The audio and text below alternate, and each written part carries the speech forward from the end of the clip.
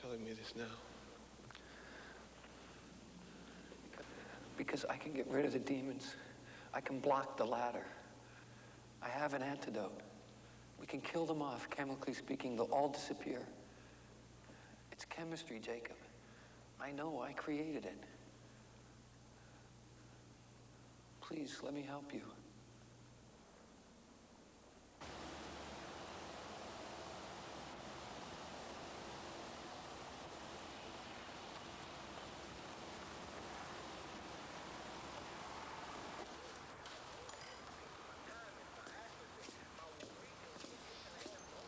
Hey, Al.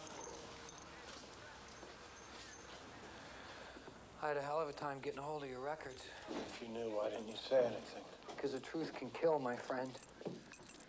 200 men died out there that day. This isn't a story they'd ever want told, you know? When Paul's car blew up, I realized the scope of the thing. I knew they would do anything to hide the truth.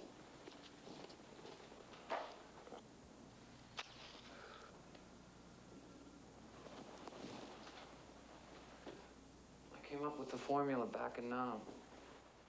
In a sense, the whole movie really builds to this moment, you know, when Jake finds out the truth about what has happened to him. And the idea of finally ridding himself of these demons is obviously wonderful for him. But I think halfway through this scene you sense the chance that something isn't going to go right. And for example, what is shot here where Michael is looking at him through that kind of broken piece of mirror. And I meant to suggest that that everything isn't all it appears to be. That it really isn't going to work out the way we hope it will for Jacob.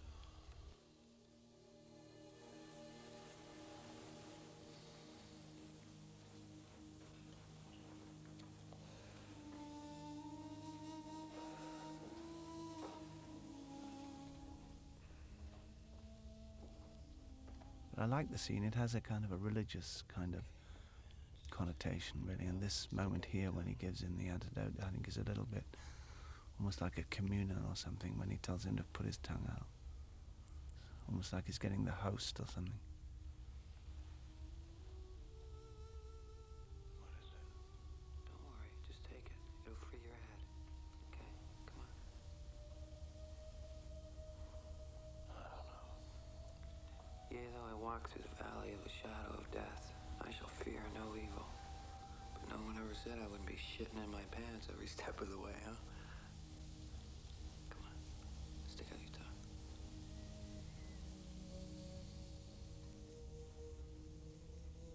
They always did.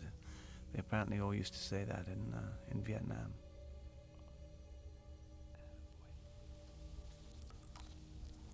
Okay, now, just lie down and relax. Just one drop. Strong stuff. Again, when this sequence starts, when the horror sets in, it's interesting really because you just see kind of, you have a suspicion of what this being, what this monster looks like, but again your imagination has to fill in the gaps. I like this device of the dripping tap because you'll see that the rate of the drip on the tap changes dramatically during the sequence. And again, it's a nice kind of a punctuation.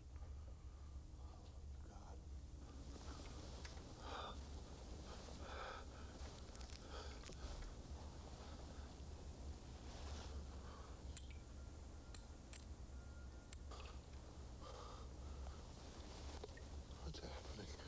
Relax, just relax.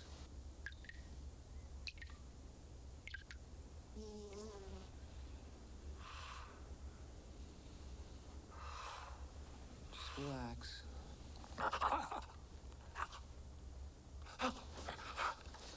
Just relax. I can't move.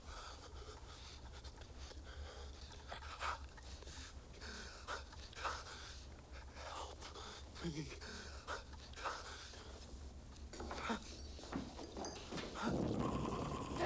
like that shot of his shadow as it moves across. That's it. Okay, listen to me. Now listen to me. We had a machine underneath the bed that shook the bed and also shook Tim with it. And it really did shake the living shit out of him, poor man. And he thought at the end of the sequence that he might have brain damage, but happily he's okay. It was like a giant metal plate that shook him.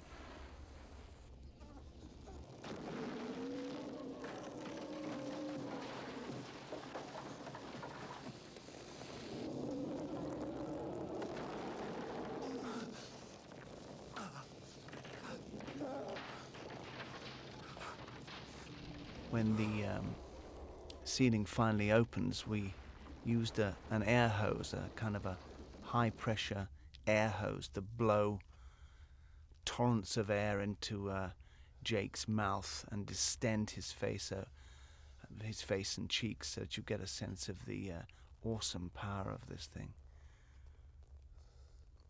I thought the eye worked well. It was only really about 3 or 4 inches across. There wasn't any more to the animal than the eye and that funny nose thing, that kind of trunk thing.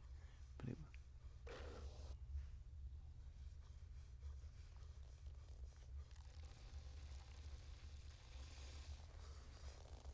I think that the way the air hose distends his mouth and cheeks really worked well, I think.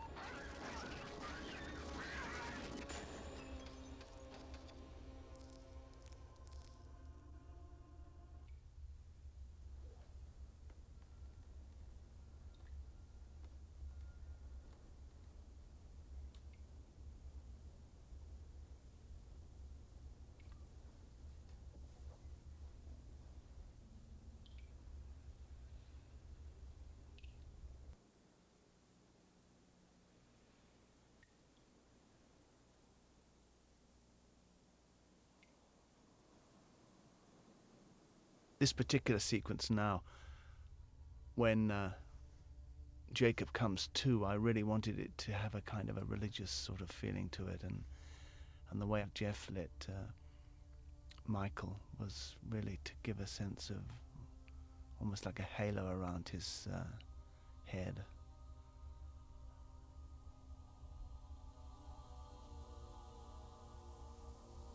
So we really think that he's finally rid of his demons, but of course he isn't. You're gonna be fine.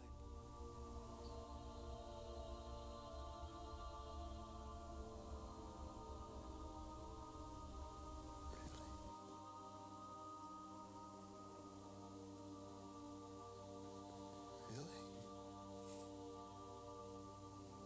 Better living through chemistry. That's my motto.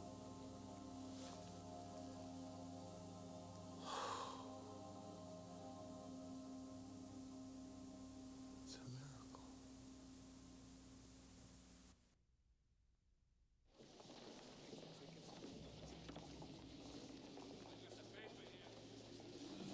Next. On the way to Chicago, please? How many? One. Coach? Yeah. 5125.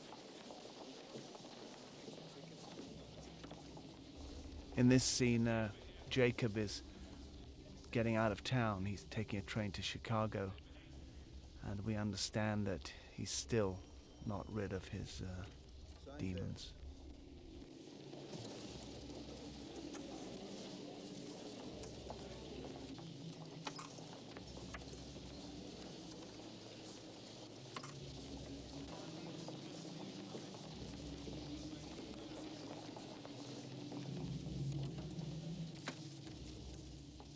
When I came to Grand Central Station looking at the locations, I saw somebody washing their feet in the sink like that. And I thought that'd be a nice thing to use. Although with the addition that it left blood, as you'll see in a minute, it left blood in the sink. This man has a great face, I think.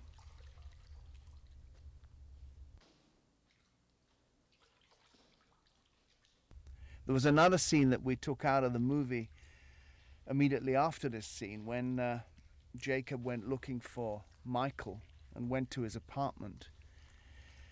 And he goes down the steps into the basement, and you see that in the apartment is a kind of a laboratory where there's drug-making materials and there's this sort of thing. And he's looking for Michael, and he eventually finds in the filing cabinet in this laboratory, he finds Michael's head. He's been murdered.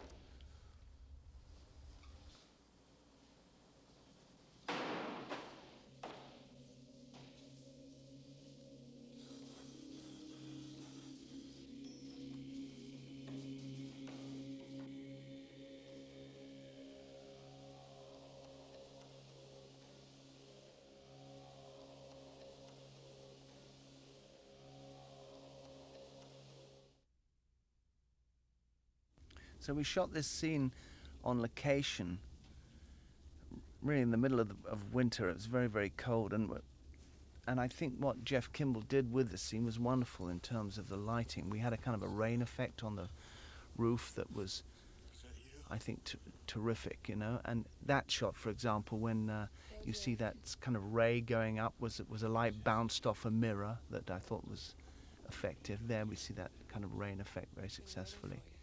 And then I jumped her out of the, there was a locked off shot here, and she just jumps out of the shot with a thunderclap. You'll see it in a minute, being there, which I think is quite good. And again, I used the strobe light on her face to kind of muddle what you're looking at, you know, to make it more difficult to get a hang of. Now this transformation that happens, you know, she's wearing the kind of a mac, and if you see in there, we kind of intercut between the mac shaking and then again the wing, the demonic wing, as it kind of transforms from the mac and she becomes something else. You know, we see that she's transforming into another being, and that what we thought was his wife, Jesse, in fact is really a figure of death. And this shot here, where we see this kind of form, this kind of black form, it was actually, I used a dancer there. I used a dancer in a kind of a black bag. And here it was just a scarf across somebody's face, or plastic across her face, but always turning over, always shooting at 4 frames, so it had a very kind of strange sort of tormented, violent effect. And then, of course, at the end of the sequence, we see that Jake is looking at himself, and that Jesse really is an invention. Jesse was in his head.